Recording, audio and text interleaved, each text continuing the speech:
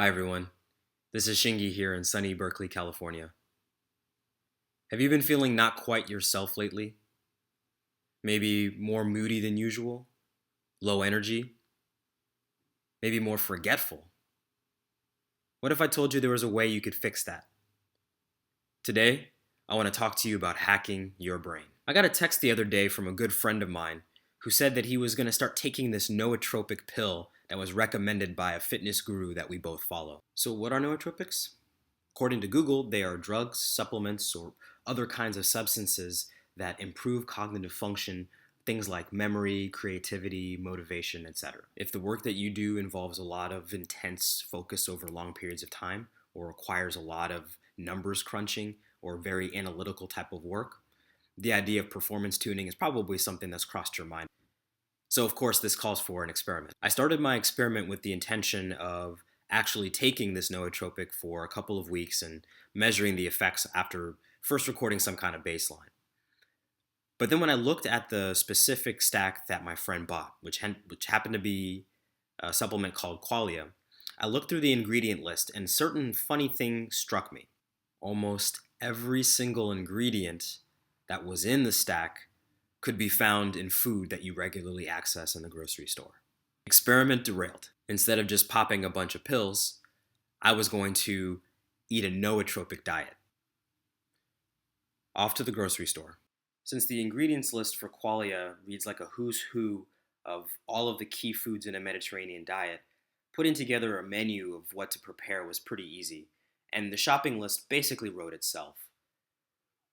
We had the foods in 4 different categories: meats/proteins, fruits/vegetables, beans and rice, and other good stuff like caffeine, cocoa, and tea.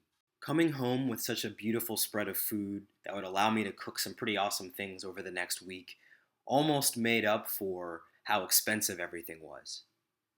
For 7 days worth of food, I spent about $250. Okay, so on to the results.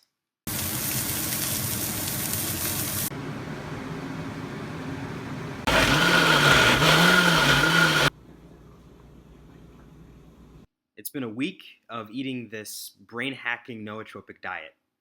So, what are the things that have changed? This definitely wasn't an immediate change. I didn't go from normal me to superhero, or I didn't all of a sudden remember every single detail of when I was 2 years old. The change was a lot more subtle than that. The changes that I noticed were all kind of related. Uh, I noticed that there was a change in the kind of internal monologue that I had. The second change that I noticed was in my general mood. It was a lot more stable and consistent. There were not peaks and spikes or anything like that. And then number 3, my energy levels were also pretty consistent and stable. Fourth change that I noticed was not directly related to the nutrition itself, but I still see it as the most important change that I observed.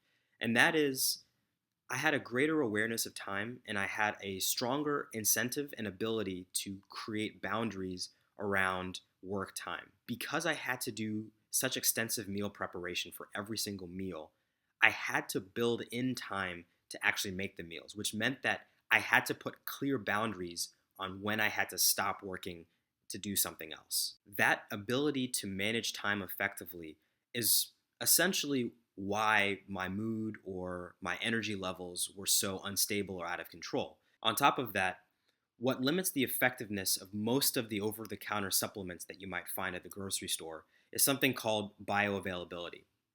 Bioavailability refers to the body's ability to actually absorb the vitamin or mineral that you're taking. So you might take a look at the nutritional label on a supplement, and you might see that it has a quantity and a recommended daily value that's really attractive to you. But if it's not bioavailable, you're literally throwing money down the toilet. Based on my experiment, I would say that the most effective way to hack your brain to improve cognitive ability is not by taking a pill, but by eating the right food. So if you're interested in hacking your brain, I've included the ingredient lists, the shopping list, and some recipes that you can use for a brain hacking diet. Thanks so much for watching. This is Shingi Samudzi. See you next time. Listen once to